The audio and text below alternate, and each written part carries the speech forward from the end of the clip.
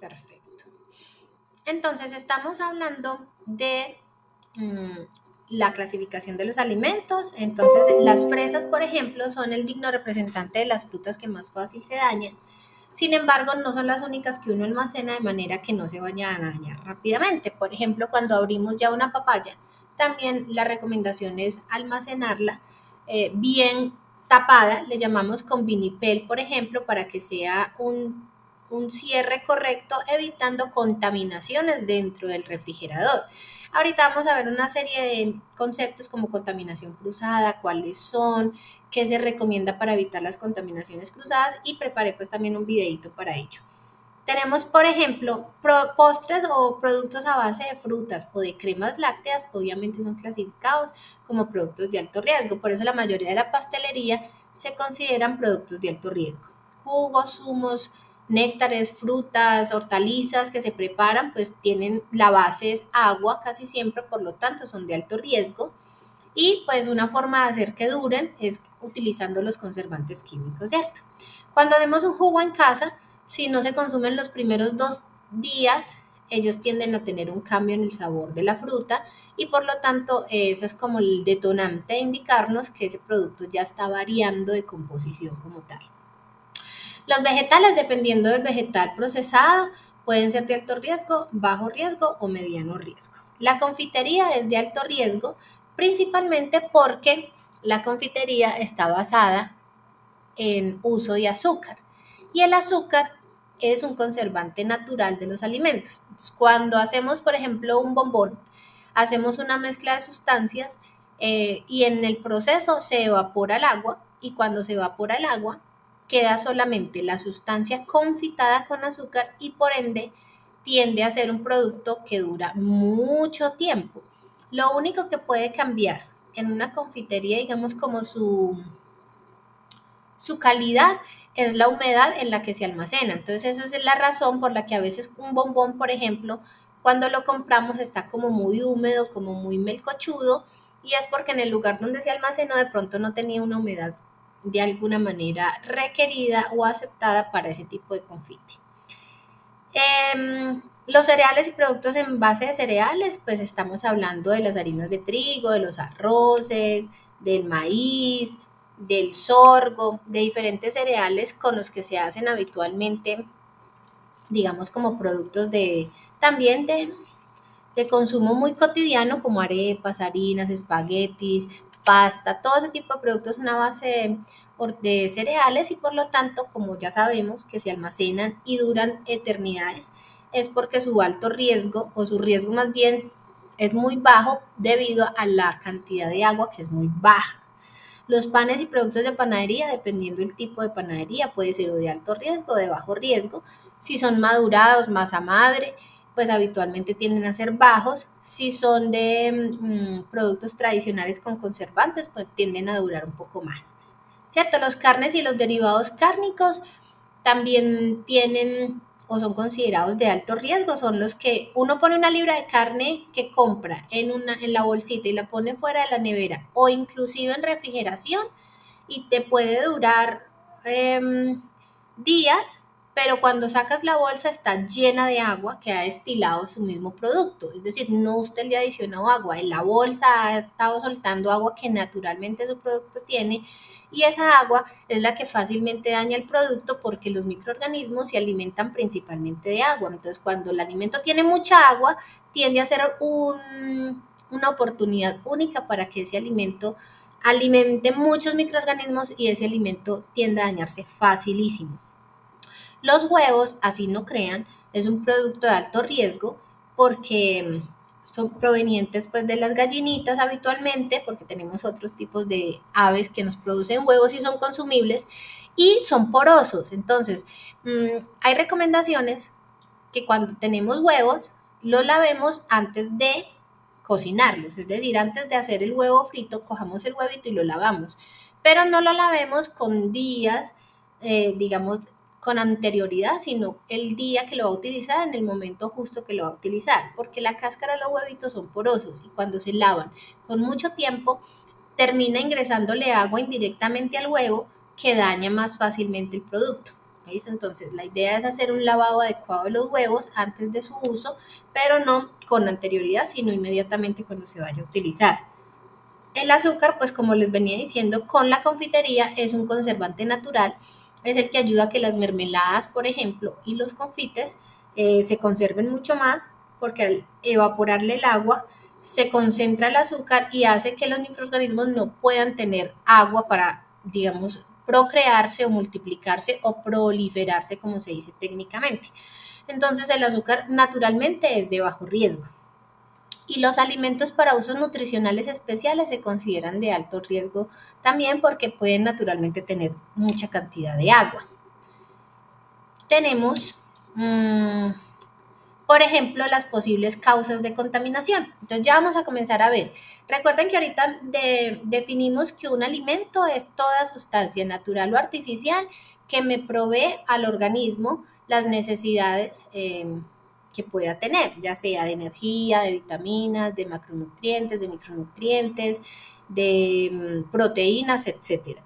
Pero resulta que los alimentos pueden llegar a tener contaminaciones. Entonces, entre ellas está una que vamos a clasificar primaria o de origen y ocurre generalmente en el lugar del origen de la materia prima, que es causada principalmente por las no aplicación de buenas prácticas agrícolas o pecuarias en el punto de producción. Entonces, por ejemplo, que las aguas con las que se riegan las plantas no sean las más limpias. Entonces, ustedes saben que la mayoría de los vegetales que consumimos son provenientes de huertas, principalmente huertas campesinas tradicionales, en las que de pronto los protocolos de limpieza no sean los mejores. Entonces, el agua con el que riegan de pronto esas plantas no está completamente inocua, no es agua potable, por ejemplo, entonces las verduras que estamos consumiendo pueden provenir ya de un uso de un agua no naturalmente limpia, ¿cierto? Por ejemplo, también utilizan plaguicidas para acabar con el mosquito que le da mucho a los vegetales, esa mosquita blanca, todo ese tipo de cosas, y a veces pueden hacer un uso inadecuado de esos plaguicidas y de alguna manera sin saberlo pueden estar afectando la materia prima que están fumigando y llegarnos ya a punto de venta con posibilidades de contaminaciones en punto de origen. Los animales en las fincas andan por todo lado en la mayoría de fincas, entonces tenemos perros, que tenemos vacas, que tenemos gallinas, que tenemos gatos y pues ellos no tienen un lugar específico para hacer sus necesidades, sino que los hacen por cualquier lado. Cuando llueve, todas esas necesidades pueden desembocar en las huertas o en diferentes lugares donde se almacenen alimentos que han sido cosechados. Entonces hay que considerar que desde el punto de origen ya puede venir con contaminaciones específicas. Y el uso inapropiado de antibióticos, por ejemplo, o de drogas veterinarias cuando tenemos vacas, cuando tenemos cerditos o gallinas que puedan presentar de alguna manera dificultades en la salud. Entonces, por tradición, pueden aplicar ciertos, digamos, productos que no son recomendados realmente desde sanidad y que puedan generar alteraciones en los alimentos como unas contaminaciones pues directa en origen. O por ejemplo, algo que pasa mucho en algunas veredas, pues que todavía el ordeño es manual y resulta que la leche es de una acidez pues medianamente baja, bueno, no muy baja, es más o menos de 6 algo, y algunas personas que hacen el proceso de ordeño pueden tener, digamos, de alguna manera dificultades para mantener sus uñas o sus dedos lo mejor protegidos y muchos ordeñadores tienden a tener hongos en las uñas por la acidez de la leche. Entonces, cuando ordeñan la leche directamente pueden ya tener una contaminación directa sobre la leche y pues las personas no lo saben. Entonces, en las plantas de producción, por eso se tiene que tener tantos protocolos para hacer una correcta esterilización, pasteurización y diferentes protocolos a los productos. En ese caso, los puntos de venta de alimentos tienen que tener unos protocolos muy finos o muy específicos con procesos de limpieza y desinfección para garantizar en los vegetales la eliminación de posibles factores que puedan venir de punto de origen. ¿Listo? Tenemos, por ejemplo, causas de contaminación secundaria, que pueden ser las que denominamos por contaminación cruzada. El uso, por ejemplo, de un utensilio oxidado o viejo en tablas de madera, por ejemplo, que por su naturaleza puede darle un sabor distinto a los alimentos, porque ya esas partecitas donde se ha usado y se ha usado pueda tener microorganismos incrustados. Entonces le llamamos contaminación secundaria. Entonces se originan en diferentes etapas del procesamiento de las materias primas por defectos de los equipos, de los utensilios, del agua, pero que sean de alguna manera no voluntaria, ¿cierto? Que pareciera evidente, pero realmente es un proceso que nunca lo están haciendo de una manera como consciente. Entonces, por eso este tipo de capacitaciones hace caer en cuenta a los operarios de todas esas cosas que deben de alguna manera prever cuando están haciendo un proceso de transformación o cuando están viendo en otros compañeros procesos de transformación inadecuados y los ayuden a capacitar. Tenemos la terciaria, que es una de las más comunes, que son las malas prácticas en el proceso de preparación, exhibición y servido de los alimentos. Muchas veces los alimentos se hacen de una manera correcta, pero cuando se ponen en un espacio para servir, pues ni tienen la indumentaria adecuada, ni o se está exponiendo demasiado en un espacio que puede tener humo, que puede tener gente estornudando cerca, que pueden mezclar una cuchara con otra, que puedan tener, digamos, una cantidad de contaminaciones diferentes por el ambiente, por el servido o por la forma en que almacenan los alimentos. Entonces son 3 diferentes tipos de contaminación. Hay alimentos o los alimentos pueden ser alterados, contaminados, nocivos o adulterados. Entonces, los alterados son aquellos que por causas no provocadas de a propósito, digámoslo así, han sufrido cambios en las características que mencioné yo ahorita, las organolépticas. Por ejemplo, de los que están presentes, ¿cómo me doy cuenta yo que un queso ya no está apto para consumo, que pueda estar, digamos, dañado, como le llamamos en terminología tradicional? Eh, por su olor, su textura, su calor, su sabor. Ok, Normalmente los quesos, cuando no son madurados, los quesos que son muy frescos, la textura, el color y el sabor cambian muy rápidamente. Uno, por la lactosa, dos, por las bacterias que se manejan y tres, por el ambiente que el oxígeno lo madura o lo quema muy rápido.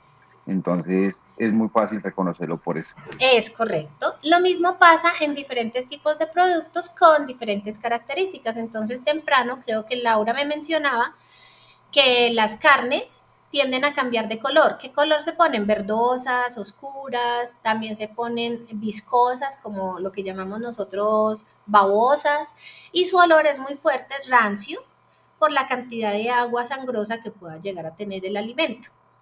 Por ejemplo, los panes o en las arepas comienzan a desaparecer eh, presencia de bacterias o de microorganismos en general. Pueden ser de colores verdes, negros, rosaditos, verdes, azulitos. Dependiendo la coloración que se presente en el alimento, podemos calificar esa alteración microbiológica como con un tipo de microorganismo específicamente, ya sean bacterias, mohos o levaduras. Entonces es súper importante entender que un alimento alterado es aquel que naturalmente, por el tiempo que está en exposición en almacenamiento o porque ya es el tiempo de vida que tenía, comienza a presentar cambios, ¿cierto? Sin importar si ha tenido conservantes o no, por su naturaleza comienza a tener cambios físicos de olor, de sabor, de textura y le llamamos a eso organolépticas, características organolépticas, que son las que cambian sabor, color, olor y textura. Esas 4 características nos indican a nosotros si un alimento está siendo alterado. Ojo, importantísimo, un alimento alterado se da por sus características propias del alimento. ¿Listo? El contaminado es aquel que de forma accidental, ojo, accidental, puede tener contacto con microorganismos, con productos químicos o con productos físicos. Ninguna de estas cambios se pueden ver necesariamente en sabor, olor y color. Entonces, por ejemplo, si yo estoy en la cocina preparando alimentos y ese día me puse unos aretes pequeñitos y no me los quité y en la preparación pudo haber caído el arete chiquitito y quedar en medio del, no sé, una carne desmechada, en la preparación de una pizza, lo que sea, no necesariamente el hecho de que haya caído el arete o el pelo o el anillo, que es un, digamos, un elemento físico, le va a cambiar el sabor al producto. Eso nunca me va a decir, ay, es que me sabe como anillo. No. Entonces, el contaminado físico no cambia ni sabor ni presentación. El químico muchas veces tampoco. Digamos, cuando hacemos un uso exagerado de los productos de aseo, para lavar muy bien los mesones y los utensilios, a veces exageramos, hacemos uso inadecuado de los desinfectantes o de los jabones y el producto termina estando demasiado expuesto a químicos y cuando se involucra con un alimento no necesariamente le contagia su sabor o olor, pero sí hace cambios directos en el alimento que pueden afectar al consumidor. Entonces puede ser alimento contaminado puede ser física o por químico o microbiológicamente, por microorganismos, es decir, porque lo estoy haciendo cerca a un producto que está también dañado, porque cogí un tomate que tenía un pedazo mohoso blanco, lo corté, boté lo mohoso y utilicé el que no estaba mohoso. Pues aparentemente no tenía ya contaminación, pero realmente ese producto ya está todo contaminado microbiológicamente, porque no es solo el pedacito que ya tenía, digamos, como exposición del hongo del moho, sino que ya todo ese tomate está contaminado por microorganismos patógenos. Y a veces yo utilizo el tomate porque me supo normal, me supo bien, pero ahí ya puedo estar teniendo un alimento contaminado. O por ejemplo, cuando almaceno un alimento que está en perfecto estado junto a uno que pueda estar contaminado por hongos o por bacterias y puede tener una contaminación microbiológica por cercanía o por contacto directo. Ejemplo, cuando yo tengo una naranja peluda, así ya blanca, y tengo a un lado otras frutas, si lo dejo así almacenado en 2 o 3 días, todos sus alimentos puedan tener también, de alguna manera, microorganismos incluidos en su interior. O, por ejemplo, un pastel que está almacenado en una vitrina y ya tiene hongo y pongo un ladito otro pastel, por la cercanía, las esporas ya pudo haberse pasado y transmitido de un alimento al otro y puede haber ya una contaminación microbiológica que no se hizo adrede, pero que sí por exposición directa puede alterar el alimento como tal. Vamos a llamar alimento nocivo es el que nos provoca algún tipo negativo, un efecto negativo, ya sea de forma inmediata o tras varias ingestas. Entonces, algunos alimentos nocivos son determinados por grupos de personas, por ejemplo, alimentos con gluten a las personas que sufren, que no son tolerantes con el gluten como tal, con la proteína del gluten, que les llamamos celíacos, pues ya eso es un grupo de personas cuyo alimento específico les parece nocivo, pero no necesariamente a toda la población un producto con gluten sea nocivo. ¿Me hago entender? O por ejemplo, una persona que es diabética, el hecho de comer alimentos con azúcar naturalmente puede ser afectado, como por ejemplo comerse un banano, puede ser un alto consumo de azúcar y puede ser nocivo para ese grupo de personas con diabetes, pero no necesariamente para todo mundo un producto naturalmente azucarado sea dañino, ¿cierto? Y tenemos el alimento adulterado, que es aquel que a propósito y de forma predeterminada y con fines de defraudar a las personas, falsificar, hacerle tumbis, como le queramos llamar de alguna manera en terminología cotidiana, se modifican características o composición del alimento. Muchos ejemplos existen. ¿Quién me da alguno, por ejemplo, que le parezca un ejemplo de alimento adulterado?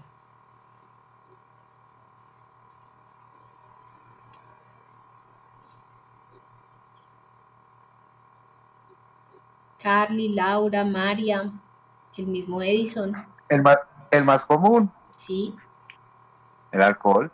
El alcohol es correcto. El alcohol es uno de los alimentos adulterados más comúnmente, puesto que es un producto que se vende con alto demanda, ¿cierto? Entonces, el hecho de utilizar alcoholes que no son correctos, como el metanol, y hacerlo pasar por etanol, que tiene un proceso como tal, es uno de los productos fraudulentos que se hace a propósito para defraudar a las personas y tener ganancias. Pero aparte de eso, entonces, por ejemplo, en la presentación hacemos énfasis en el aceite de oliva, es muy común ver aceites de oliva económicos que realmente no son aceites de oliva, son aceites con tinturaciones verdosas haciéndolos pasar como si fueran aceites de oliva.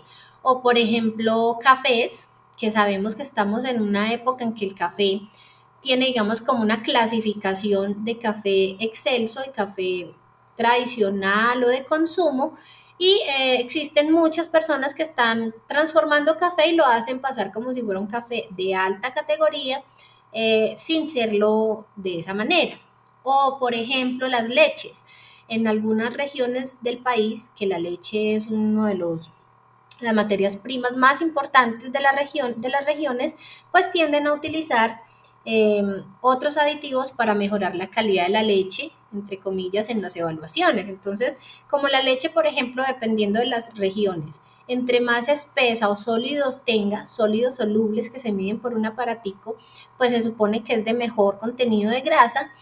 Entonces le adicionan harinas o féculas, o le adicionan, incluso en alguna época les adicionaban cal, como lo que pintan las paredes, que es una textura un poco suavecita, pero tiende a ser como cremosa. Entonces lo adicionaban a la leche para subir de alguna manera como la calidad de sólidos, y eh, hacían pues pasar una leche de una calidad normal por una leche de una calidad de grasa muy alta, teniendo unos costos pues mucho mayores.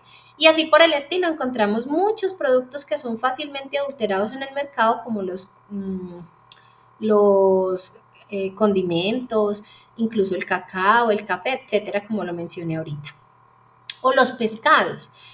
Sabemos que hay pescados costosos y hay pescados más tradicionales. Cuando a veces están en temporada de, por ejemplo, de Semana Santa, utilizan diferentes productos que son parecidos al pescado y los venden como si fueran pescado y no necesariamente sean pescado, o venden pescados de menor calidad como si fueran pescados de alta calidad. Entonces, se ha visto casos reportados de trozos de culebra vendidos, haciéndolos pasar, por ejemplo, por trozos de pescado, ¿cierto? Entonces, todo eso está bajo vigilancia del Instituto de Vigilancia de Medicamentos y Alimentos, que en el país se llama el INVIMA.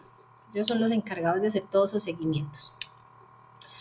¿Qué es inocuidad entonces? Yo les mencionaba al principio de la sesión que la inocuidad se le llama a la garantía de que yo en un proceso o a un producto pueda estar tranquilamente confiado que no le va a causar daño a las personas. Entonces, inocuidad, el concepto como tal, es garantizar que los alimentos no le van a causar daño al consumidor cuando se preparan o se consuman, o que la inocuidad alimentaria es un proceso que asegura que la calidad de toda la producción y la elaboración de todos los productos garantiza que el comensal o la persona final de consumo del alimento va a tener los alimentos sanos, nutritivos, y que van a encontrar en esos alimentos la confiabilidad de consumir un alimento que les dé o les aporte los nutrientes que están requiriendo, ¿cierto?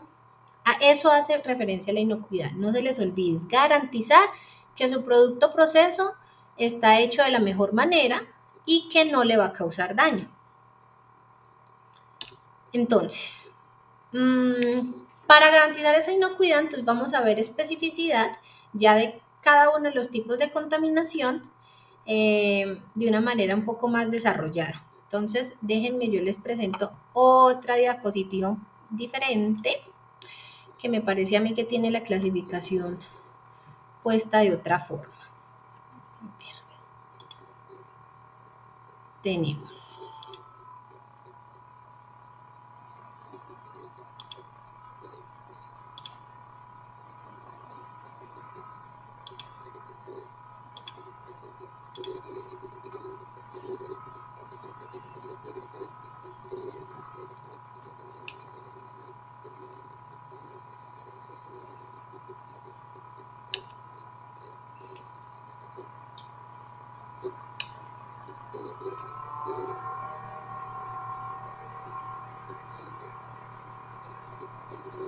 Bueno, entonces para entrar en ese concepto vamos a hablar que los alimentos contaminados son aquellos que dependen no solamente del operario, sino del lugar de procesamiento, de los espacios y de los utensilios y de todas las personas que tienen contacto directamente con ellos. Entonces, se puede producir, una contaminación se puede dar en cualquier momento, ya sea por una mala práctica de manipulador, por un utensilio inadecuado, por un espacio inadecuado, por una limpieza defectuosa, etc. Entonces, se clasifican en físicos, biológicos y químicos. Entonces, los biológicos son los que tienen que ver directamente con microorganismos o con animales en general, ¿cierto? Entonces, vamos a verlos por aquí. Bueno, empecemos con los químicos. Los químicos se da por la presencia de productos que puedan estar en contacto con alimentos y que puedan resultar nocivos o tóxicos a corto, mediano o largo plazo. Las más comunes son, por ejemplo, residuos de plaguicidas, fertilizantes, algunas veces medicamentos directamente, por ejemplo, en granja, como les mencionaba ahorita, metales que han estado expuestos directamente con un producto y puedan soltar sustancias como óxido e involucrarse de alguna manera en el proceso. Cuando en empaques ponemos alimentos en empaques que están, digamos, impresos de una manera no muy correcta y las tintas de esos empaques pueden penetrar el alimento, puede ser una forma de contaminación química. Cuando se utilizan aditivos alimentarios no aprobados por la normatividad, se considera una contaminación química. Cuando se utiliza también colorantes, entonces hace un tiempo existía un colorante que era un amarillo, como un amarillo pollito, se utilizaba mucho para los alimentos y se detectó que podía tener trazas o dificultades específicas en dejar rastros o en producir de alguna manera efectos nocivos contra la salud como cancerígenas. Entonces ese tipo de colorantes se prohibió dentro de los aditivos alimentarios y entonces se tuvo que cambiar el uso de ese tipo de colorantes. Si se sigue utilizando podría considerarse entonces una contaminación química.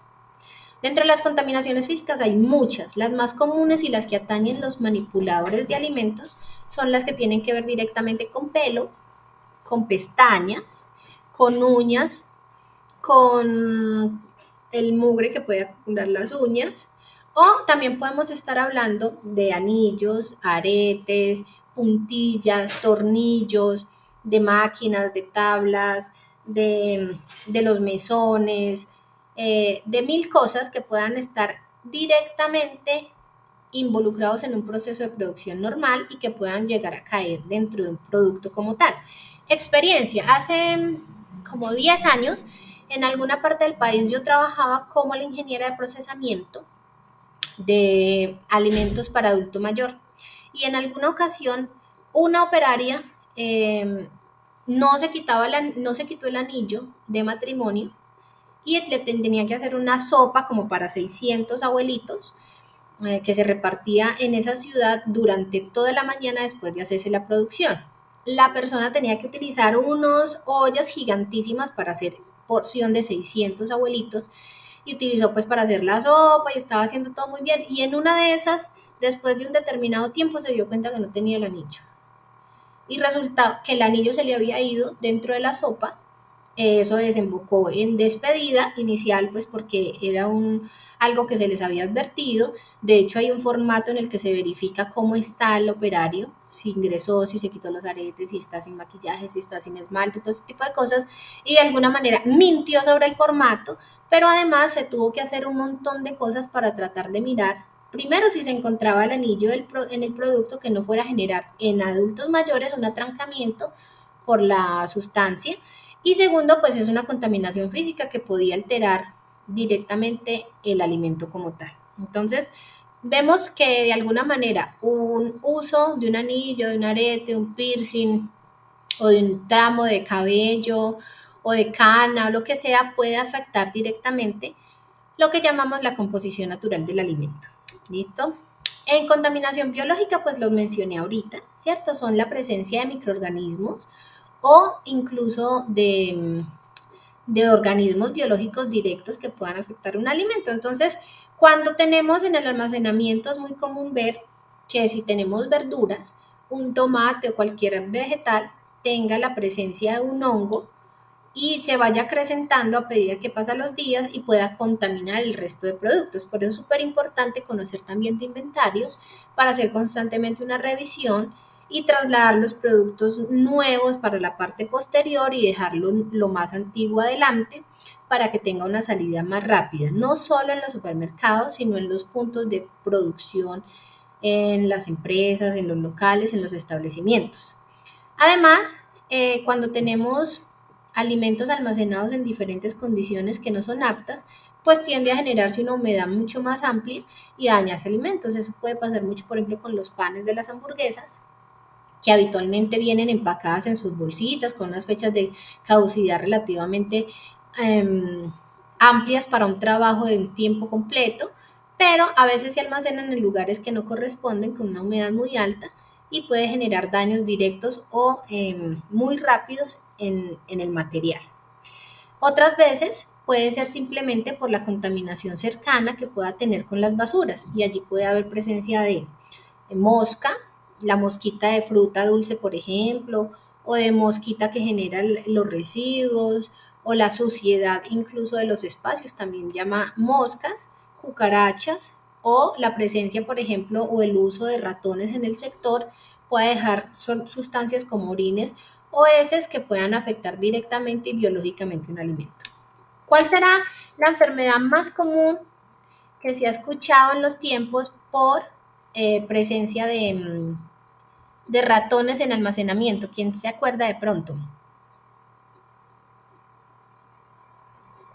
Eso lo veremos yo creo que mañana, que son netas, pero les adelanto, por ejemplo, que la leptospirosis es una enfermedad que se da sobre todo y que ha causado la muerte de muchas personas, sobre todo antes, por un almacenamiento, por ejemplo, de latas en cervezas o en enlatados tradicionales de conservas que habitualmente tienen, digamos, grandes cantidades almacenadas y hace que los microorganismos o los ratones dejen sustancias dentro encima de las laticas y esa sustancia al tener contacto con las personas puede desarrollar enfermedades como la leptospirosis, que son causantes de muerte directa. Los microorganismos más presentes en las ETAs son enfermedades transmitidas por alimentos, son, por ejemplo, las bacterias, son las más presentes, pero no son las únicas. También tenemos otros microorganismos como son los virus, los parásitos y los hongos, ¿cierto? Entonces, ese tipo de microorganismos en general pueden afectar directamente la calidad de un alimento, no necesariamente físicamente, pero sí dentro de su composición y puede afectar y generar enfermedades en las personas. Existen algunas características que hacen que los microorganismos se multipliquen mucho más rápido, como son las temperaturas, la humedad, la acidez, los nutrientes, la exposición a ciertas cosas, al tiempo, al calor, al frío, ¿cierto? Entonces, un mal almacenamiento, por ejemplo, puede ser también un detonante de que un microorganismo se multiplique. Hay algo que mañana vamos a hacer mucho más énfasis, se llama la temperatura adecuada. Tenemos un rango de temperaturas que le llamamos temperatura de peligro y habitualmente es superior a 60, perdón, es entre 60 y los 6 grados. Esa temperatura de peligro deja, digamos, como en riesgo de exposición a todo tipo de alimento que se maneje en esos rangos. Entonces, por eso cuando Secretaría de Salud llega a hacer visita, lo primero que hace es revisar que los productos que están cocinando tengan unas temperaturas ideales, que estén mayor a 60 grados, que si están en las neveras refrigerando, estén refrigerando correctamente por debajo de 6 grados, preferiblemente 4, entre 0 y 4, y que la congelación esté entre menos 8 y menos 18 grados. Esas son las características más importantes en temperatura que se revise en Secretaría de Salud. ¿Listo? Entonces, durante la contaminación, ya hablamos contaminación de origen primario, origen secundario, origen terciario. Hablamos de los tipos de contaminación, que son los de contaminación química, física y biológica. Y ahorita vamos a hablar de una que es muy importante que tiene que ver con ustedes, que es la contaminación cruzada. Y es cómo transfiero de un alimento a otro contaminantes o de un utensilio a un alimento o yo directamente como manipuladora, cómo transfiero contaminación a un alimento. Entonces, dentro de la contaminación cruzada tenemos la transferencia nosotros mismos de sustancias peligrosas a un alimento por medio del proceso de limpieza y desinfección, que lo podemos hacer incluso por las manos, cuando nos lavamos demasiados. Yo conozco operarios que son exagerados en la forma de utilizar el desinfectante y creen que entre más desinfectante usen, mejor. Y realmente eso no es así. No quiere decir que entre más desinfectante yo aplique, pues más, digamos, efectivo va a ser mi proceso. Dime, Edison. Eh, Se supone que los desinfectantes y todos los químicos por eso traen una medida de disolución y según hay una tabla que se deben cambiar más o menos entre cada 15 y cada mes de desinfectantes. ¿Por qué? Porque pues el producto ya en cierta temporada o cierto tiempo, lapso de tiempo, ya no hace nada ni la misma función, o sea, hace pero no hace la misma función. Eso. Entonces toca cambiar de un producto a otro para que la desinfección se mantenga y el equipo o la superficie no coja como una costra o como una, te digo yo, como una capa para no ser desinfectada totalmente. No queda con el desinfección de un 100%, sino un 70%, ¿verdad? De tanto producto que será aplicado de la misma calidad o del mismo producto. Es correcto, se crean cuando no se hace caso a esos protocolos que tú acabas de mencionar, de unas dosificaciones específicas, de unas cantidades específicas y de una rotación específica, se crea resistencia al desinfectante. Entonces los microorganismos ya no les hace efecto, como tú lo mencionaste, ni en un 100 ni en un 70 y a veces hasta mucho menos en su efectividad. Entonces es muy importante que todos los operarios conozcan las diluciones, porque a veces las empresas mandan todo ya preparado, pero en ocasiones pues se puede presentar que necesite hacer la dilución el operario en punto. Entonces es súper importante que estén en el conocimiento, que todos los jabones y todos los desinfectantes estén rotulados y que el punto cuente con esas tablas de dosificaciones donde les especifiquen cantidad de producto a utilizar, en cuánto de agua para lograr la dosificación correcta. Entonces, como bien lo decías, se crea una resistencia que al final termina siendo nocivo para la empresa de dos formas. Uno, que si se utilizan grandes cantidades, pues yo puedo estar contaminando el alimento directamente. Dos, que si lo utilizo en muchas cantidades puedo estar creando resistencia. Y tres, que tampoco es de un factor pues no importante, realmente es importante para la empresa y es el gasto innecesario de un producto que habitualmente tiene un costo pues alto, ¿cierto? Entonces son esas características que se deben manejar, sobre todo cuando vamos a hablar de contaminación cruzada y que puede ser por sustancias peligrosas directas a un alimento. Tenemos la contaminación cruzada directa e indirecta y manejamos, por ejemplo, cuando el operario utiliza la misma tabla de picar o un cuchillo que utilizó con comida cruda en una tabla con comida ya digamos como para consumo directo o cocinada. Entonces ahorita les mencionaba, cuando por ejemplo estoy partiendo un trozo de carne que voy a asar y con esa misma tabla o cuchillo utilizo para ir a picar la ensalada o a partir el pedazo de lechuga que voy a poner en el pan, o de pronto el pan se me doró un poquito y fui y lo raspé. Todo ese tipo, digamos, de malas prácticas pueden generar la contaminación cruzada, directa o indirecta. Ahorita vamos a ver un videito que nos amplía más ese concepto. Tenemos, por ejemplo, 5 puntos que se recomiendan para evitar la contaminación cruzada. Entonces hablamos del lavado muy bien de las manos, lavarnos las manos de una manera supremamente correcta. 2, evitar que los utensilios tengan de alguna manera con los que yo preparo alimentos crudos, pues se junten con los alimentos que son ya cocidos, o que cuando hago la desinfección entren en un contacto directo con los alimentos. Entonces hay que asegurarnos que la limpieza de los utensilios esté súper correcta y que se haya hecho los lavados después de las propias desinfecciones. Recuerden que por norma, cada que cambiamos un producto, por ejemplo la licuadora, yo sé que cuesta un poco entender por el ritmo de movimiento de una empresa, pero si en una licuadora yo hago un jugo de mora y debo lavar la licuadora para hacer el de mango, pero por normatividad no solo debería lavar, debería desinfectar también y lavarla de nuevo. Entonces la recomendación en los puntos siempre es tener dos o tres, por ejemplo, licuadoras, para que ese proceso sea mucho más rápido y uno garantice hacer las dos etapas, lavar y desinfectar.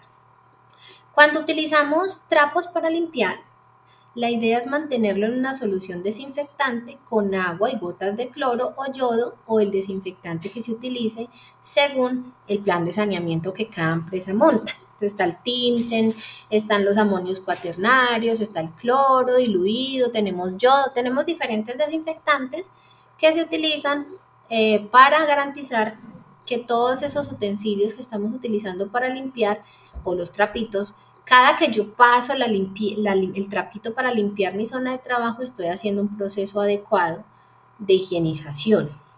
Debemos lavar y desinfectar siempre los utensilios, no solo trapos, las superficies, sino los cuchillos. O sea, volvernos como extremadamente intensos en el proceso de lavado. Las manos, por ejemplo, se deben lavar cada que yo cambio de actividad o en la medida que me acuerde. Mejor dicho, si yo opto por lavarme las manos cada 2 horas, siempre, como una rutina, y además de eso, cada que cambio de actividad también me lavo, es una forma de garantizar muy, muy bien evitar la contaminación cruzada como tal. Cuando se almacenan carnes crudas y vegetales, sin desinfectar los vegetales, de alguna manera estamos haciendo una contaminación cruzada en la nevera. Entonces, por ejemplo, la recomendación siempre es hacer una desinfección correcta a los productos, empacarlos en recipientes cubiertos con tapa o en vinipel para evitar que los productos dentro de la nevera estén transfiriendo olores, sabores, contaminantes a otros alimentos como tal. Hay algo muy chévere que se llama, este no es, digamos que no ha sido tan obligatorio, pero es una recomendación que se hace desde la normatividad al uso de colores en las tablas para garantizar un poco, digamos que esa contaminación no se dé tan directa, ¿cierto? Entonces, están propuestos 6 tipos de tablas. Tenemos la roja, que es especialmente para carnes de res y de cerdo. Entonces, si tenemos en la cocina que trabajar con todo lo que tiene que ver con comidas y carnes rojas, entonces trabajar en la tabla verde. En la tabla roja. En la verde trabajaríamos todo lo que son verduras y vegetales. Todo, para evitar que yo ponga dentro de mi tabla roja, por ejemplo, vegetales. Entonces ya comienzo a tener una asociación de productos y de tablas. Cuéntame, Edison.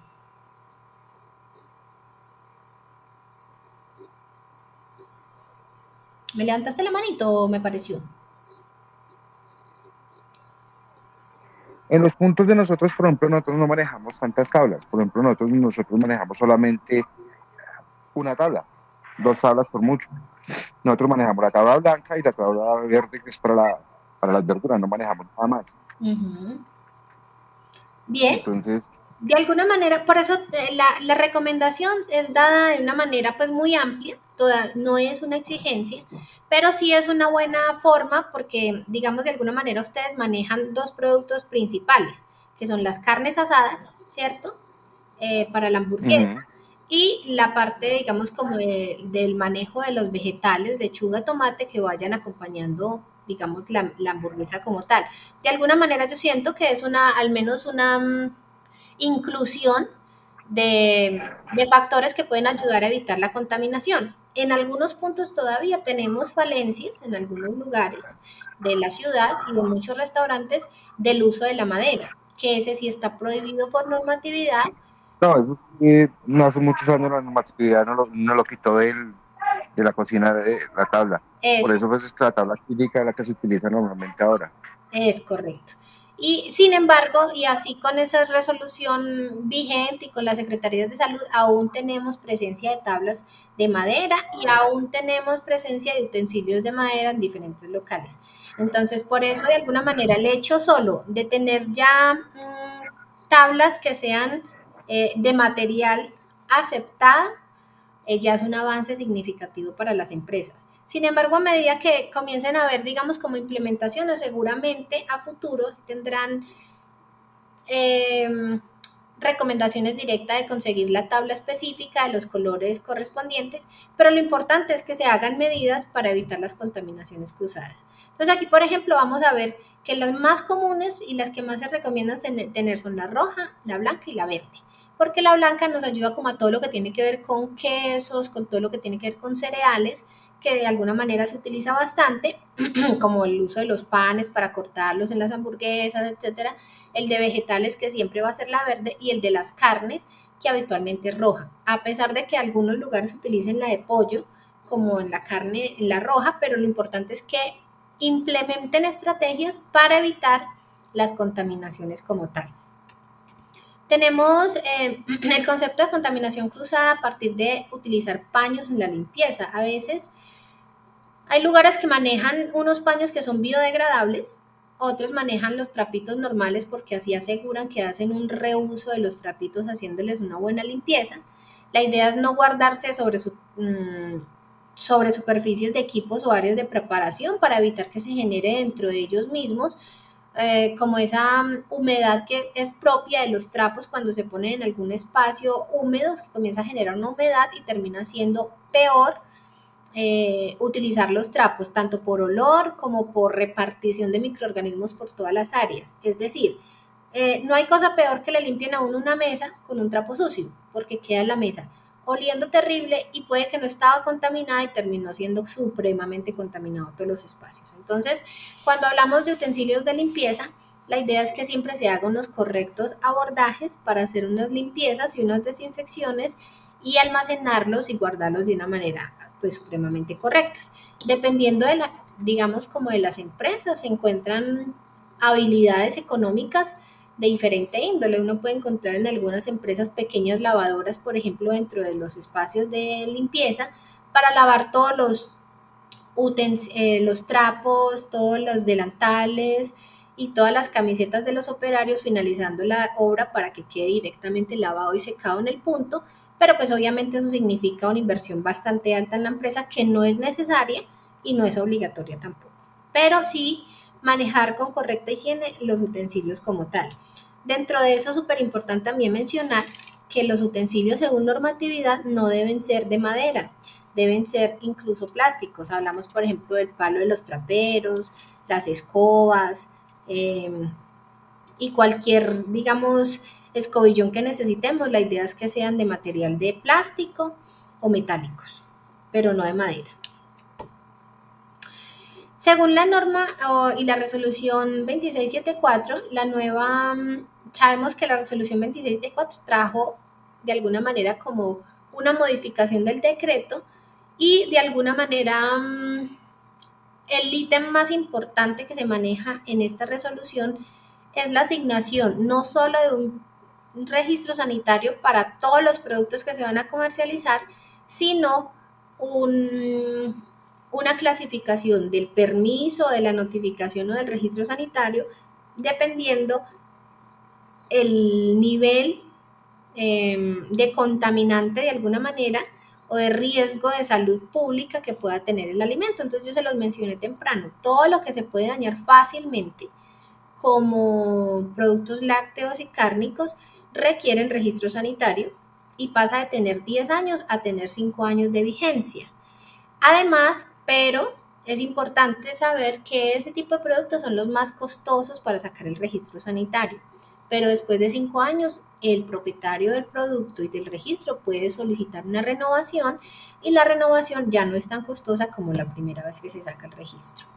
El permiso sanitario pasó de tener de 3 años de permiso a 7 años, es decir, a darles mucho más tiempo de uso del producto, pues porque en teoría ya no tiene tanto riesgo, digamos, como de dañarse.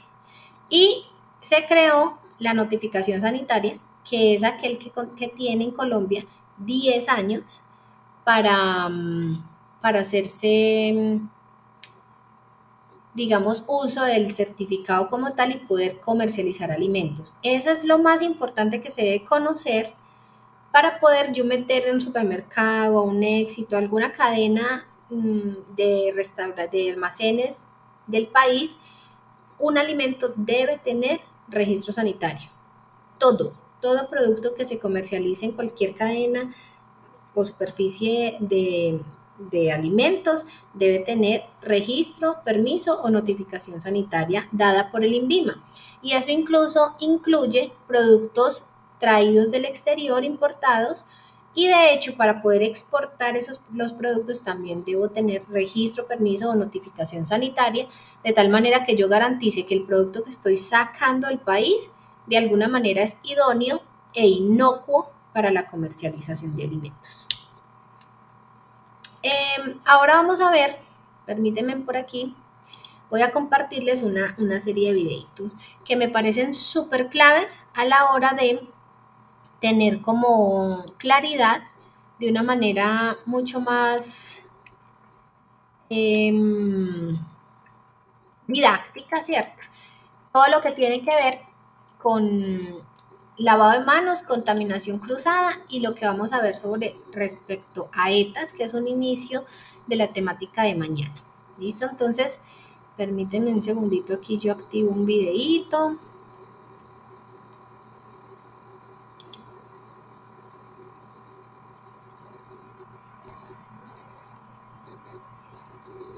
Me gustaría saber si Laura, María y Carly están por ahí.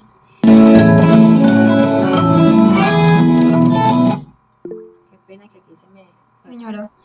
Sí, bueno, solamente es para corroborar si ya hicieron la prueba diagnóstica.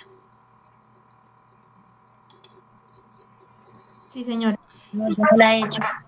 Vale. Entonces, vamos a ver estos videitos, vamos a hablar... el correo, ¿sí?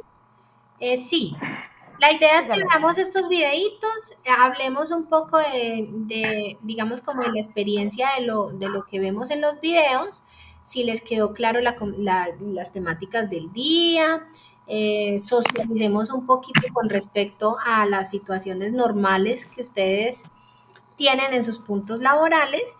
Y por último, partecita de la sesión, vamos a trabajar y usar el tiempito para hacer las pruebas que tenemos pendientes. Entonces, sin desconectarse, porque ustedes bien saben que estamos haciendo la grabación, les voy a presentar una serie de videitos, son cortos todos, pero la idea es que de alguna manera nos queden conocimientos de todas estas prácticas correctas a partir de unos videos más didácticos. Entonces, mira, el primero que vamos a ver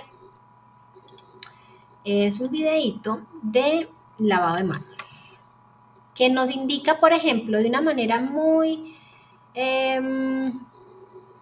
digamos, como muy, ¿cómo lo puedo decir? De una manera muy intuitiva, cómo debería hacerse un lavado de manos correcto. Aquí el video utilizas una tinta para mostrar que toda la parte que unte de azul es la que debe lavarse correctamente y lo está haciendo de una manera que no se gasta ni siquiera un minuto.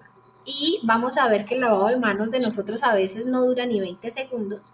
Y si lo hacemos en un minuto, estaríamos haciendo un correcto lavamanos y garantiza un 80% la limpieza de todos los procesos alimenticios. Entonces, vamos a ver.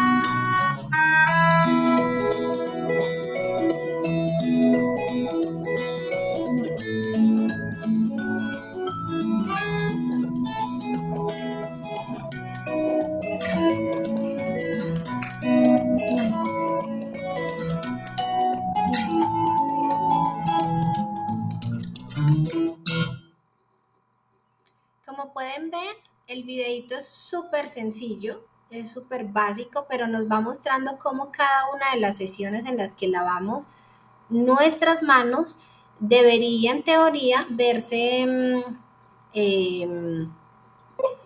tinturado, digamos, de azul para poder garantizar que todo esté de alguna manera correctamente higienizado, ¿cierto? Entonces, ese con respecto al lavado de manos, que es una de las actividades que incluso la Organización Mundial de la Salud, que se llama la OMS, nos solicita constantemente acerca del lavado de manos. Y ahora vamos a ver uno de contaminación cruzada, una explicación un poco Contaminación cruzada es la transferencia de sustancias peligrosas o microorganismos a un alimento por medio de vehículos como las manos, superficie.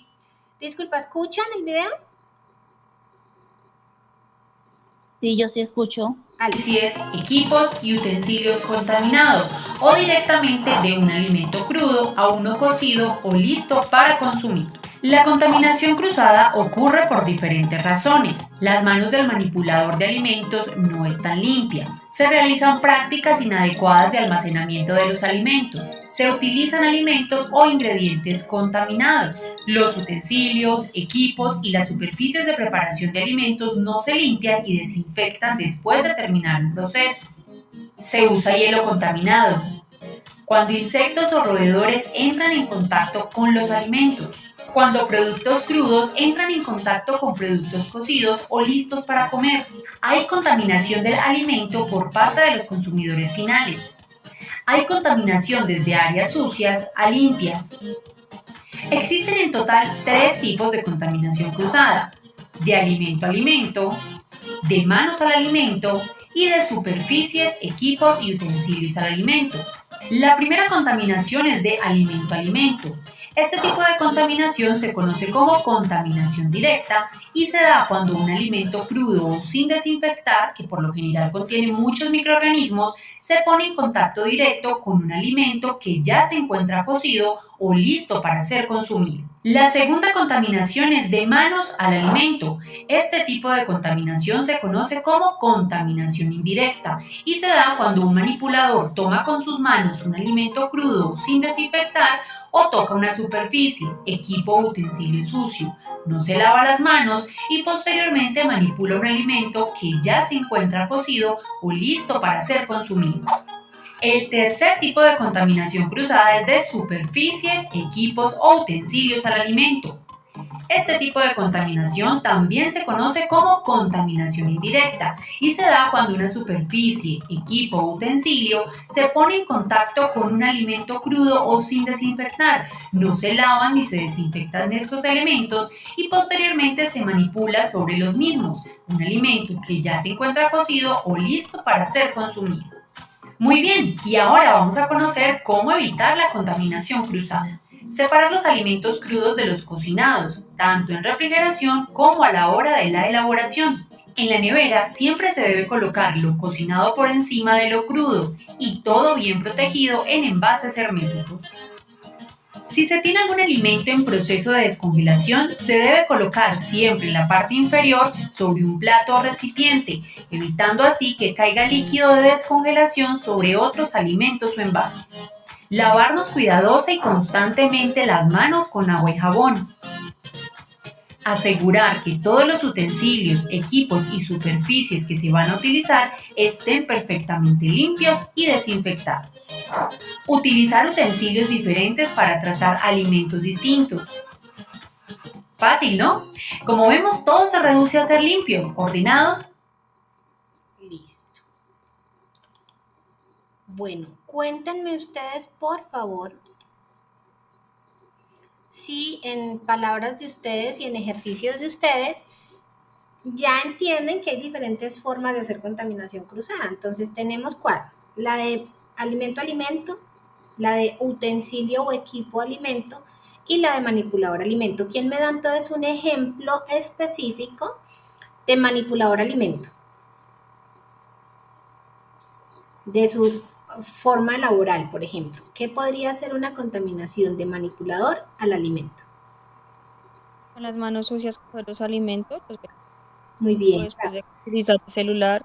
Es correcto, eso es muy tradicional, muy bien. ¿Y quién me da, por ejemplo, pues valga la redundancia, un caso en el que sea de equipo a alimento o de utensilio a alimento? ¿Qué posibilidad encontramos de esa contaminación?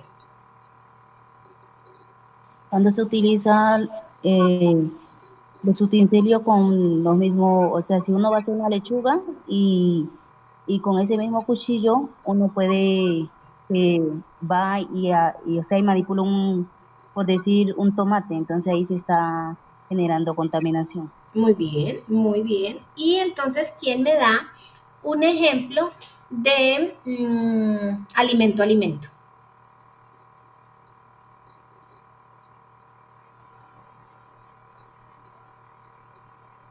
Ese es muy común, por ejemplo, en las neveras. ¿Qué cosa puedo meter yo en la nevera de alimento a alimento haya una contaminación?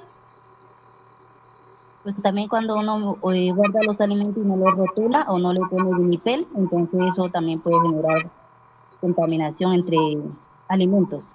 Es correcto, es correcto. Por ejemplo, el típico caso en el almacenamiento en la nevera es tener carne cruda muy cerca a carne precocida o a, por ejemplo, vegetales precocidos o a tener diferentes productos, incluso crudos, pero sin tapar o sin vinipelar. Entonces, siempre que vayan a hacerles auditoría, la ingeniera de planta, la ingeniera de punto del centro comercial o de la Secretaría de Salud, siempre les va a hacer revisiones de 3 cosas muy importantes. Limpieza y desinfección, porque ustedes son los garantes de la limpieza y desinfección del lugar. Ustedes son los que garantizan el almacenamiento adecuado a través de la rotulación de todos los productos y del almacenamiento. Ustedes están garantizando una no contaminación cruzada. Y por último, van a revisar en documentación, edificaciones, cosas que no van directamente con ustedes, pero algo que siempre les van a revisar son las neveras y los cauchos de las neveras, qué tan limpios están, porque eso hace parte de un foco de contaminación básico que puede dañar muchos alimentos que estén almacenados tal vez de una forma correcta en un equipo no organizado o no limpio de buena manera. ¿Listo? Entonces, ese básicamente es como las temáticas del día. Ahora, ¿qué les voy a recomendar antes de un videito que tengo por aquí final? Que mañana vamos a entrar de lleno, digamos, con los conceptos de las ETAs, pero aquí voy a hacerles como una pequeña abrebocas de unas recomendaciones que se tienen y además de las recomendaciones en el proceso de alimentos, también les voy a mostrar un videito introductorio a las ETAs y que probablemente mañana se los pueda volver a mostrar al finalizar el ejercicio para garantizar,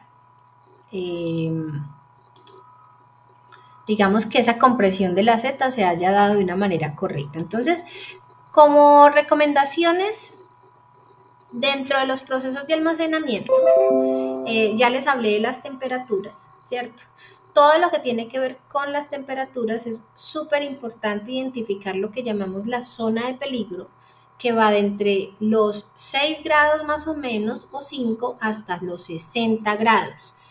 Eso le llaman zona de peligro y cuando Secretaría de Salud les hace una visita, o sanidad, como le llaman en la mayoría de lugares, les toman temperatura, por ejemplo, a la sopa, al aceite de fritura, a las carnes que están asando, a los productos que están, digamos, en ese momento cocinándose, para cerciorarse que los alimentos no lleven en la temperatura de peligro un tiempo determinado donde se desarrollan muchos microorganismos. ¿Alguno de ustedes, aquí como para hacer la interrupción, ha estado alguna vez en una visita de sanidad?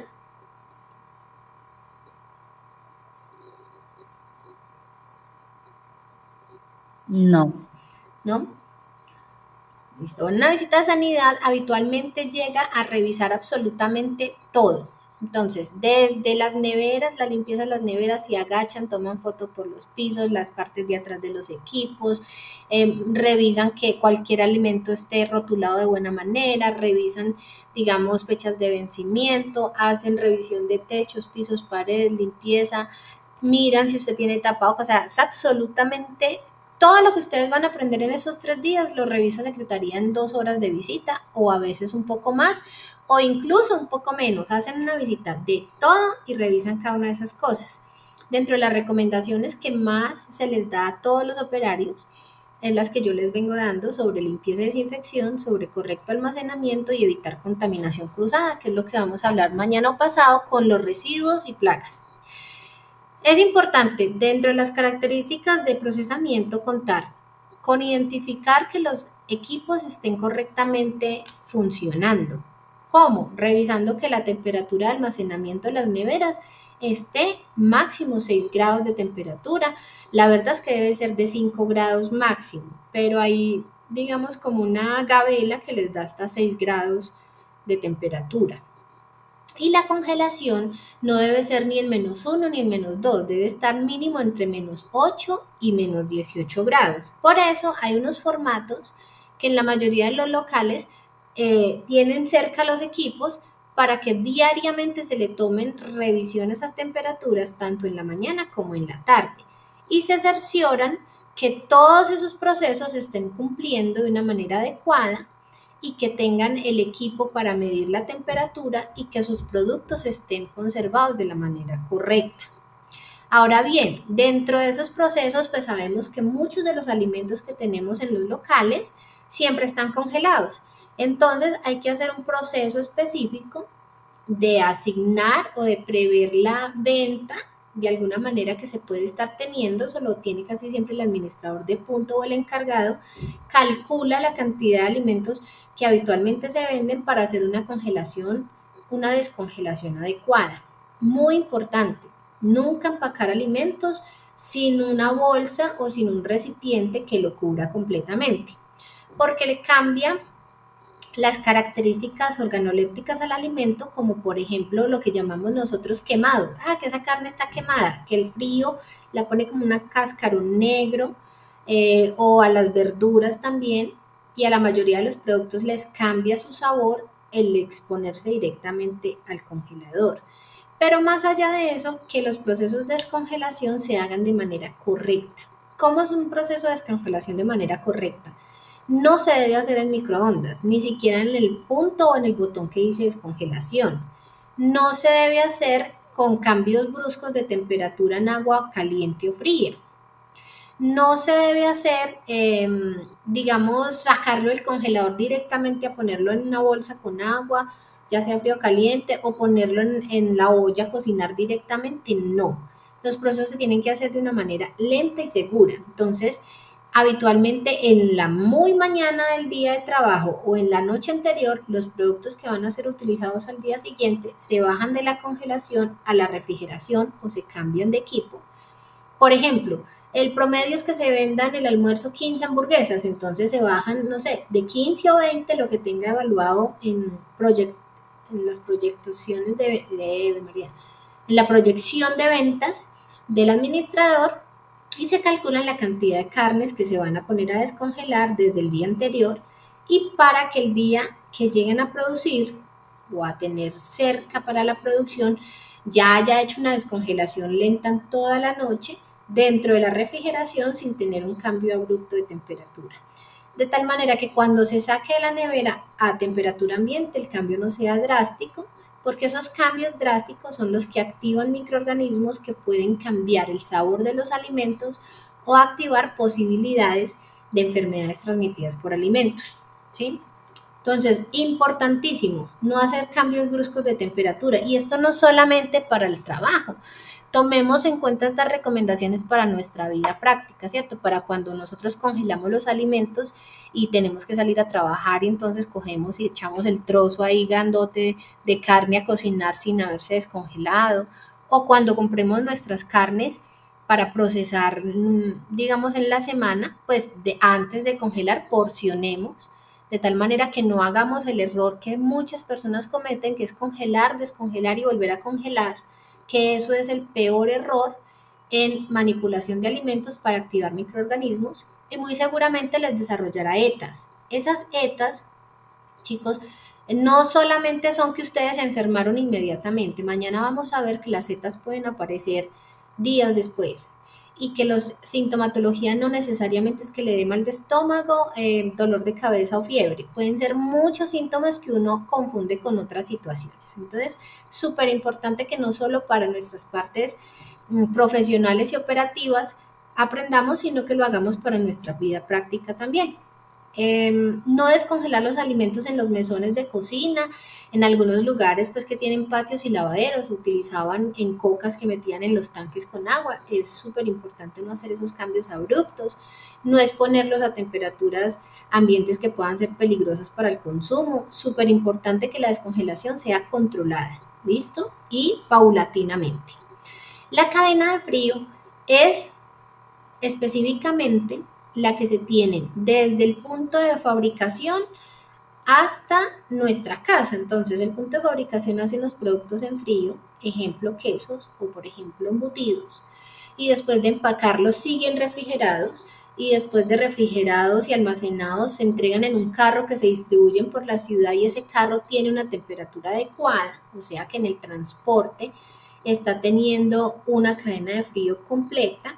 Cuando llega al supermercado, en teoría deben empacarlo y guardarlo también en el menor tiempo posible para que garantice que ese almacenamiento cumple con esa cadena de frío, y el punto de venta, que cada uno de los puntos de ventas puede diferir dependiendo el tipo de almacén, si es grande o pequeño, también tenga garantizada la refrigeración del producto, que no lo apaguen por la noche, que garanticen que no van a congelar y después pasar a refrigerar un producto que viene para estar siempre en refrigeración, etcétera.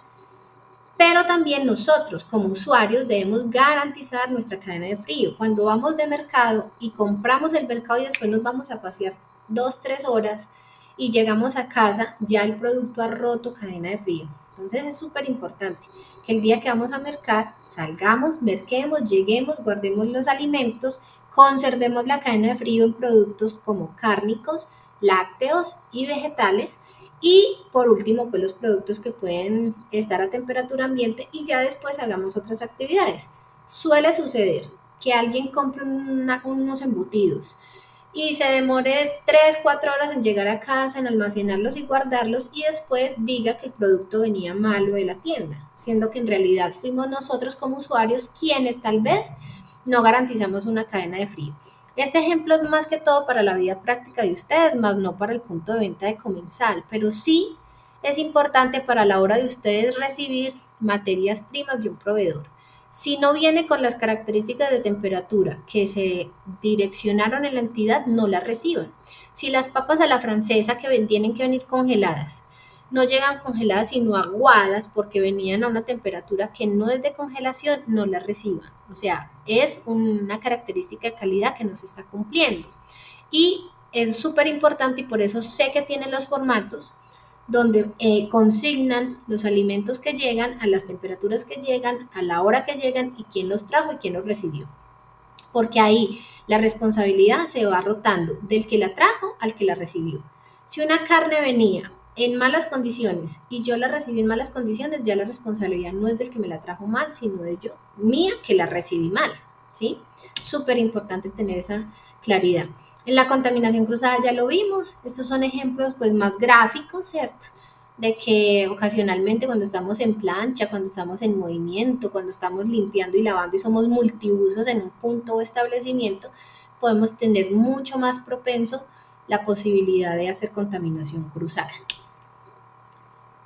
El almacenamiento, por ejemplo, es muy común ver trozos de pollo, de carnes cerquita a frutas o de ensaladas que quedaron, o cuando preparan ensaladas para una cantidad de clientes y solo se vendieron 3 o 4 y quedan las otras ahí sin tapar, no les pueden tapar porque eran coquitas pequeñas, etcétera. Entonces, son muchas características que pueden demostrar una mala almacenamiento y por ende una contaminación cruzada incorrecta. Este sí no lo vamos a mirar porque lo vamos a trabajar mañana, todo lo que tiene que ver con los requerimientos específicos del manipulador de alimentos según normatividad. Y ya por último, como para ir cerrando, vamos a ver este último videito de la introducción a las ETAs. Regálenme un segundito por acá. Yo Comparto pantalla.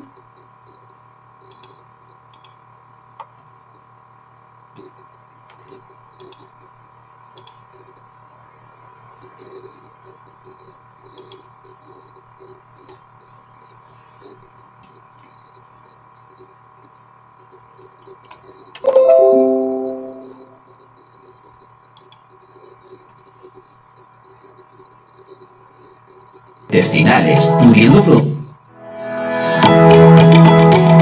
¿Qué son las enfermedades transmitidas por alimentos? Son enfermedades principalmente gastrointestinales, pudiendo producir alrededor de 250 enfermedades que van de cuadros leves a cuadros graves e incluso producir la muerte.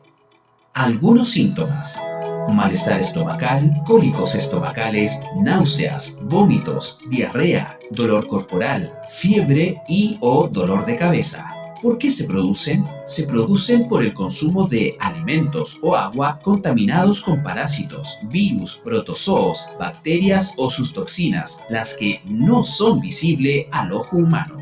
¿Cómo se pueden producir intoxicaciones alimentarias? No cocinar completamente la carne, el pollo, el pavo, el pescado, los mariscos y los huevos. Consumir frutas y verduras sin lavar. Comer quesos y quesillos artesanales. Es riesgoso lavar la carne, el pollo o el pavo porque puede producir contaminación de las superficies con microbios. Volver a poner la carne cocida en el mismo plato donde estuvo la carne cruda. Dejar la comida afuera por demasiado tiempo antes de refrigerarla. No refrigerar los alimentos crudos. Congelar y descongelar los alimentos antes de consumirlos. Medidas de prevención. Lávese las manos con abundante agua y jabón antes de preparar y consumir alimentos, después de ir al baño o de cambiar pañales. Beba siempre agua potable. Si no se dispone de ella, debe hervirla al menos 5 minutos, dejarla enfriar y almacenarla en frascos, de preferencia de vidrios con tapas. Siempre limpie con agua jabonosa y luego desinfecte con cloro mesones y superficies antes de preparar alimentos, especialmente aquellos en contacto con alimentos crudos. No mezcle alimentos crudos y cocidos, ni sobre las mismas superficies. Separar los alimentos crudos de los cocinados o listos para comer. Consumir carnes, pescados y mariscos bien cocidos. Mantener los alimentos a temperaturas seguras, bien fríos o bien calientes. Lavar con agua potable todas las frutas y verduras. Evitar el consumo de mayonesa casera. No compre ni consuma alimentos en lugares no autorizados y nunca en la calle. Bueno, muy bien. Esa introducción de las ETAs la vamos a tener de alguna manera mucho más mañana especificado. Mañana quisiera pedirles por favor que vamos a trabajar durante la sesión de una manera presencial. Es decir, mañana voy a necesitar que estén conectaditos y muy activos, así sea sin cámara, pero sí en el chat, porque voy a traer de alguna manera como unas actividades que podamos socializar mientras ustedes ven en pantalla, algunos ejercicios donde ustedes me digan ahí sería tal cosa, ahí sería tal otra, para que sea un poquito más interactivo y de pronto un poquito menos teórico el ejercicio que hoy, pero la idea es que manejemos todos esos aspectos de una manera que se vuelva cotidiano para ustedes. Ahora bien, en el momento activé la actividad, se llama prueba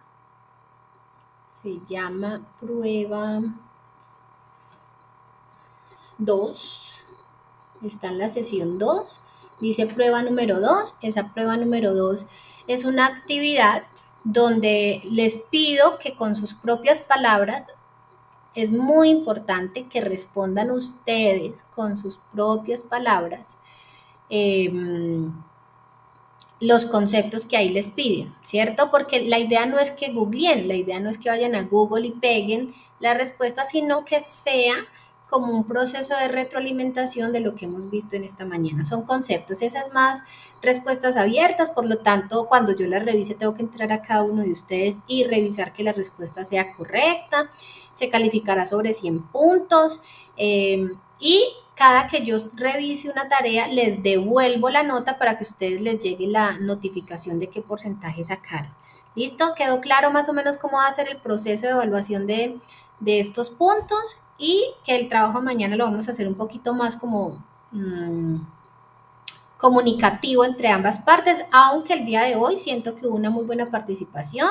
Muchas gracias a Edgar, a Laura, a Mariali, que participaron más, digamos, a viva voz. Sin embargo, la invitación es para que los compañeros que faltan por conectarse, pues lo hagamos de una manera más activa para que esta clase sea mucho más dinámica. ¿Listo? ¿Preguntas?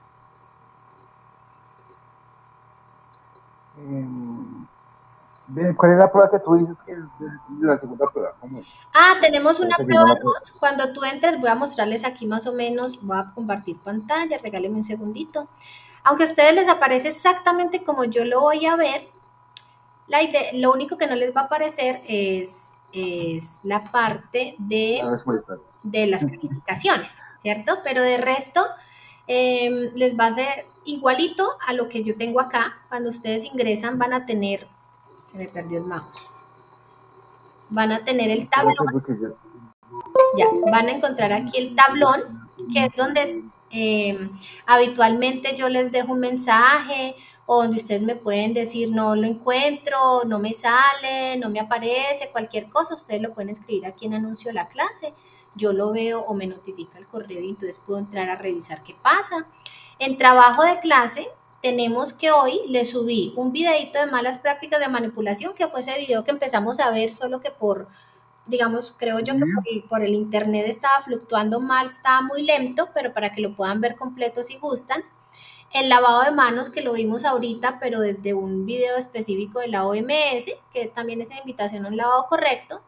Aquí en inducción a la plataforma son unos videos que están diseñados por Tecnisistemas, que es la empresa que les genera a ustedes el curso a través de Compensar, para ver cómo pueden mirar el material y el manejo de la plataforma como tal. Y la sesión 1, que es la prueba diagnóstica, que 2 de ustedes ya la hicieron, de los que están presentes. Hay que revisar los demás compañeros, regar la bola, que ingresen por favor con la cuenta de Tecnisistemas y pueden realizar la prueba diagnóstica. Aquí ya les subí el video de la primera sesión que tuvimos ahorita, ya ahí la pueden encontrar en el video de la sesión, el video de la clase de las 8:30 a las 10, ahí ya encuentran el video. Tenemos también el material que utilicé para la primera parte de la sesión y el decreto y la resolución si la quieren descargar y de pronto leérselo directamente en algún momento de sus vidas para conocer conceptualmente todo. Aquí tenemos la prueba número 2, que dice sesión 2, ahí hay un quiz que está también, que son de las preguntas abiertas que les estoy solicitando, donde les va a pedir ustedes que cómo consideran o cómo definen, por ejemplo, un alimento contaminado, un alimento alterado, de alto riesgo, cuáles son, un ejemplo, ahí les piden unas preguntas, pero deben responderlo, no elegir la respuesta, sino responderlo con sus propias palabras. Y tenemos la parte del material que utilicé para esta segunda sesión, por si la quieren descargar y guardar ustedes en su computador o celular. Y en minutos estaré subiendo la grabación de esta sesión a este linkcito, entonces van a poder ver esta sesión que acabamos de realizar ahí en ese link y pueden descargar en caso tal de que parte de la clase, por ejemplo, no haya sido entendida o no escucharon bien o tuvieron que levantarse a hacer alguna cosa rápida en la casa, pueden encontrar el video, es un link de YouTube que estará disponible después de las 12 de la tarde, del mediodía. ¿Listo? ¿Quedamos claros ahí? Sí, señora. Bueno, yo creo que con eso entonces les doy estos 10 minuticos para que puedan realizar la actividad de la prueba número 2 y podamos finalizar como el horario de clase como corresponde a las 12. Entonces yo voy a estar aquí pendiente. Si se quieren desconectar, pues se pueden desconectar, pero la idea es que utilicemos estos 10 minuticos para realizar esa prueba número 2 y vayamos trabajando pues como a la par todos para que no les quede como trabajo acumulado. ¿Listo? Con eso sería todo por hoy. Nos veríamos mañana a las 8. Por favor, avísenle a sus compañeros que no ingresaron hoy por cualquier razón, que estaremos aquí súper comprometidos mañana a las 8 de la mañana para iniciar la segunda jornada. para hacer la tercera y cuarta sesión. Y el día de mañana, pues obviamente habrán actividades que se desarrollarán en la clase y actividades que quedarán en la plataforma, entonces invitadísimos a que estemos todos conectados. Feliz resto de día para Edgar, Mariali, Laura y Carly. Muchas gracias por conectarse. Para ti lo mismo, feliz día. Bueno, gracias. Muchas gracias. Con mucho gusto. Aquí voy a estar conectada los 10 minutos que faltan de clase para si tiene alguna pregunta o duda con la prueba.